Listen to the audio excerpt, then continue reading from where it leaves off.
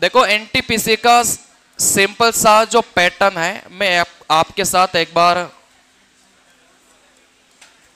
बता देता हूं। एनटीपीसी रेलवे का सबसे आसान एग्जाम है निकालने के लिए, क्योंकि इसमें बहुत ज्यादा कुछ झमेला करना नहीं है। इसमें बस 3 ही सब्जेक्ट हैं। देखो यहां से गणित होगा, यहां से आपकी रीजनिंग होगी और यहां से आपकी जीके होगी और आपकी साइंस होगी। वैसे सीबीटी 2 की अगर मैं बात करूंगा तो वापस से आपकी गणित आएगी, वापस से आपकी रीजनिंग आएगी, वापस से आपकी जीके और आपकी साइंस आएगी। चलिए देखो दोनों में क्या अंतर है बात को समझना।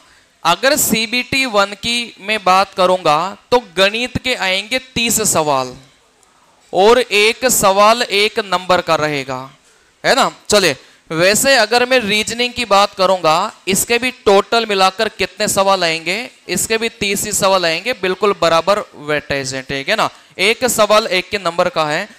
जीके जीएस की मैं बात करूंगा तो सीबीटी 1 में 40 सवाल इसके आएंगे, ठीक है ना। टोटल मिलाकर आपके सीबीटी 1 में 100 सवाल आएंगे, जिसमें सबसे ज्यादा वेटेज आपके जीके और जीएस का है, ठीक है ना। चलिए देखो यहां से अगर मैं बात करूंगा सीबीटी 2 में 35 सवाल आएंगे, रीजनिंग के भी 35 सवाल आएंगे और यहां पर जीके और जीएस के 50 सवाल हो जाएंगे, ठीक है ना। चलिए अगर यहां से टाइमिंग की बात करूं तो आपका जो टाइम है इधर 90 मिनट रहेंगे, इधर आपका जो टाइम है इधर भी 90 मिनट रहेगा। टाइम दोनों ही जगह समान है, बस यहां पर सवाल ज्यादा कर दिया, क्योंकि यहां तक कौन पहुंचेंगे, जिनकी तैयारी अच्छी होगी, बात समझ में आ रही है। और यहां पर तो सारे है ना एग्जाम देंगे, जिन्होंने तैयारी करी होगी, जिन्होंने नहीं करी होगी, सब यहां पर एग्जाम देंगे। तो यहां पर 100 सवाल 90 मिनट, बहुत ज्यादा टाइम है। इतना टाइम तो देना ही नहीं चाहिए था कंपटीशन में। एसएससी में 60 मिनट दिए जाते हैं, 100 ही सवाल होते हैं वहां पर भी, ठीक है ना। तो 100 सवालों के लिए एसएससी वाले 60 ही मिनट देते हैं, बात आ रही समझ में। यहां पर तो 90 मिनट देके रखा है। इन 40 सवालों को करने में कैसे भी कर लो आराम से, 10 मिनट से ज्यादा का समय नहीं लगेगा, ठीक है ना। क्योंकि जीके और साइंस के सवाल ऐसे आपको मिलेंगे, आता है तो ठीक है, नहीं तो स्किप करो, ठीक है ना। तो 10 मिनट तो बहुत ज्यादा है, मतलब आपको बहुत आराम से करोगे तो भी मिलेंगे। इन दोनों को करने के लिए आराम से 80 मिनट का समय आराम से निकलेगा पेपर में, ठीक है ना।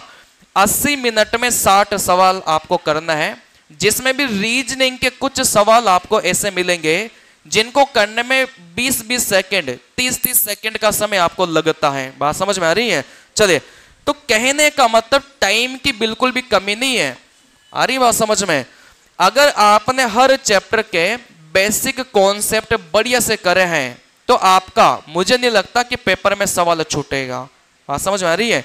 क्योंकि टाइम बहुत है ना, और बेसिक से कितना भी कठिन सवाल आ जाए वहां पर बेसिक हमेशा काम करता है, बेसिक से हर सवाल बनता है। कोशिश करो कि हर चैप्टर के बेसिक बढ़िया से क्लियर करो, एक भी सवाल नहीं छूटेगा, क्योंकि टाइम सफिशिएंट है, बात समझ में आ रही है। टाइम की कमी होती तो अपन बेसिक कॉन्सेप्ट का प्रयोग नहीं करके अपन है ना ट्रिक्स वगैरह का प्रयोग करते हैं, लेकिन टाइम सफिशिएंट है, भरपूर टाइम है, आराम से पेपर होगा अगर बेसिक कॉन्सेप्ट भी हर चैप्टर के क्लियर हैं बढ़िया से। तो देखो जिनकी तैयारी होगी ना वही यहां तक पहुंच पाएंगे। तो 90 मिनट इधर भी कम नहीं है, आराम से बहुत है 90 मिनट, ठीक है ना। चलिए देखो यहां से आप लोग बात समझना। देखो मैथ और रीजनिंग में बस आप पुराने सालों के सवाल करना,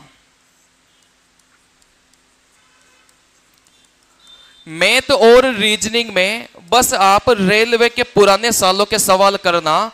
अगर आपने पुराने सालों के सवालों को भी 10-10 बार किया है तो मुझे नहीं लगता कि आपका इन 30 और 30 में से एक भी नंबर कटना चाहिए, नहीं कटेगा। बात समझ में आ रही है?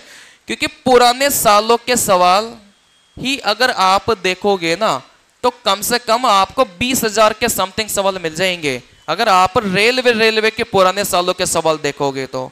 लेकिन आपको पूरे 20,000 नहीं बनाने, आपको 2015 के बाद वाले सवाल बनाने हैं। 2015 से लेकर 2022 तक के आप लोग सवाल बनाना, जितने भी रेलवे ने पूछा है कम से कम आपको 7 से 8 हजार सवाल मिल जाएंगे 2015 से 2022 तक के। अब वो ग्रुप डी के भी आ गए, एनटीपीसी भी आ गया, एलपी टेक्नीशियन, आरपीएफ, सारे सवाल, जेई के सारे सवाल आ गए उसमें, ठीक है ना। चलिए, तो आप लोग प्रीवियस ईयर के क्वेश्चंस बनाओ सिर्फ मैथ और रीजनिंग में, और इन्हीं कोई आपकी क्षमता है ना उतनी बार करो। किसी की क्षमता है 5 बार रिवीजन करने की, 5 बार करो।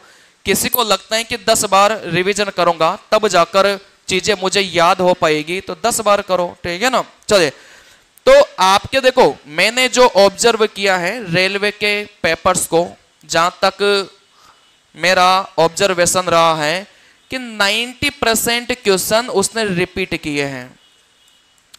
अब रिपीट का मतलब यह नहीं होता कि एनटीपीसी का सवाल एनटीपीसी में रिपीट किया, हो सके उसने जेई का सवाल आपके एनटीपीसी में डाल दिया, एनटीपीसी का सवाल ग्रुप डी में डाल दिया, ग्रुप डी का सवाल आपके एलपी में डाल दिया। इधर से उधर सवालों को कॉपी किया है, कॉन्सेप्ट आपके सेम ही है, बस या तो नंबर चेंज किया है या फिर 2 सवालों को मिक्स करके एक सवाल बना दिया। बात समझ में आ रही है? कहने का मतलब थोड़ा थोड़ा चेंजेस है, लेकिन आपके अगर प्रीवियस ईयर के क्वेश्चंस क्लियर हैं तो आराम से सवाल बनेंगे, आपको कोई समस्या नहीं आएगी, ठीक है ना। तो मैथ और रीजनिंग में मैं आपको यही सलाह दूंगा कि पुराने सालों के ही सवाल को 10-10 बार बनाओ, एक्स्ट्रा कुछ भी पढ़ने की आपको आवश्यकता नहीं पड़ेगी, ठीक है ना। देखो जीके जीएस में मैं आपको एक किताब बता रहा हूं, आप लोग उस किताब को जरूर फॉलो करना। मैं हर स्टूडेंट को ये किताब इस वजह से बताता हूं क्योंकि यहां से क्वेश्चंस सच में रिपीट करते हैं, ठीक है ना। चलिए, 40 सवाल में से मैं आपको बोलता हूं कि 25 सवाल तो आपको ऐसे मिलेंगे जो इस किताब से आपको कहीं ना कहीं या तो आपको व्याख्या से मिल जाएगा या फिर डायरेक्ट ही क्वेश्चन रिपीट करेगा, ठीक है ना। ये जो घटना चक्र की किताब है ये ऑब्जेक्टिव लिखी हुई है। अब ऑब्जेक्टिव इस प्रकार लिखी है कि यहां पर अच्छी खासी व्याख्या इसने देके रखी है, ठीक है ना। जैसे पुराने साल में कोई भी सवाल आ गया, अकबर से सवाल आ गया, अकबर से रिलेटेड जितने भी फैक्ट हैं सारे के सारे इसने व्याख्या में देके रखा है। आपका विटामिन का सवाल आ गया तो विटामिन का सवाल, जैसे विटामिन ए का सवाल आया, लेकिन इसने ए से लेकर जितना भी विटामिन है के तक सारे के सारे इसने व्याख्या देके रखा है। बात समझ में आ रही है? अब उसके बीमारियां भी आ गई, उनके स्रोत भी आ गए, सारे के सारे उसने एक ही जगह देके रखा है ना। चलिए, और यही सेम चीज आपको रिपीटेशन मिलेगा। जैसे 2017 में विटामिन का सवाल आया, मान लो विटामिन ए का सवाल आया, तो इसने व्याख्या में सारे विटामिन को डिस्क्राइब करके रखा है कि उनके वैज्ञानिक नाम क्या है, उनके स्रोत क्या है, कौन कौन सी बीमारियां होती हैं, ठीक है ना। चलिए, फिर जैसे 2019 में कोई भी सवाल विटामिन का आया तो आपको इसी व्याख्या से वो सवाल देखने को मिलेगा वहां पर, ठीक है ना। चलिए, वापिस से इसने क्या कर रखा है कि जो चीजें थोड़ी बहुत यहां पर छोड़ दी होगी वो इस वाले सवाल में उसने वापिस से रिपीट करके रखी है, ठीक है ना। तो आप लोग ऐसे व्याख्या सहित अगर इस किताब को करोगे तो मुझे नहीं लगता कि आपको जीके को है ना ऐसे बैठकर पढ़ने की आवश्यकता है, आपका बहुत अच्छा स्कोर हो जाएगा इस घटना चक्र किताब से। देखो 40 में से कम 5 सवाल कम से कम बता रहा हूं मैं, ठीक है ना। कम से कम 5 सवाल तो आपके करंट अफेयर के आएंगे, ठीक है ना। चलिए, और यहां से साइंस की अगर मैं बात करूं, ठीक है ना, तो साइंस का कम से कम 15 से 20 क्वेश्चन का वेटेज रहेगा आपका। आता नहीं समझ में? रेलवे में साइंस ज्यादा पूछी जाती है, तो 40 में से 15-20 सवाल तो साइंस के यहां पर मान के चलो आना ही आना है, ठीक है ना। और जीके जीएस के बाकी के जो सवाल बचे हैं वो आपके आने आने हैं। घटना चक्र में साइंस भी आ गई और घटना चक्र में आपकी जीके भी आ गई। घटना चक्र आप जब भी लोगे तो आप एसएससी वाली लेना, आप रेलवे वाली मत लेना। ऐसा क्यों? क्योंकि आपका जो पेपर है ना वो टीसीएस ही कंडक्ट करवा रही है इस बार, बात समझ में आ रही है। और आपको जो रेलवे के सवाल हैं वो टीसीएस वाले ज्यादा मिलेंगे नहीं, क्योंकि रेलवे ने पेपर ही कितने से करवाए हैं, ठीक है ना। लेकिन आप एसएससी का देखोगे तो हर साल SSC, CGL, CHSL, MTS, GD, CPO, total मिलाकर 5 वैकेंसी हर साल एसएससी में आती है और पेपर 1 महीने तक चलता है। तो आपको, और सारे पेपर किसने करवाए हैं? टीसीएस ने करवाए हैं। उसका डाटाबेस सेम है, उन्हीं डाटाबेस में से आपको क्वेश्चंस वो रिपीट करेंगे, ये मान के चलो, ठीक है ना। चलिए, टीसीएस ने पेपर लेना स्टार्ट किया था 2016 से। 2016 में पहली बार टीसीएस कंपनी ने एसएससी का पेपर लिया था। तो उसी के बाद वाले सवाल आपको करने हैं। 2016 से पहले वाले नहीं भी करोगे कोई फर्क नहीं पड़ेगा, ठीक है ना।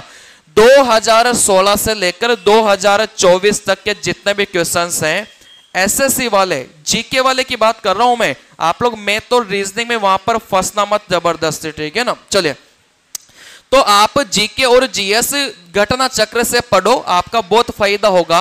और आपको क्या करना है कि व्याख्या समेत उसको पढ़ना है। ऐसा नहीं है क्वेश्चन पढ़ा आंसर रटा, ऐसा फिर फायदा नहीं होगा।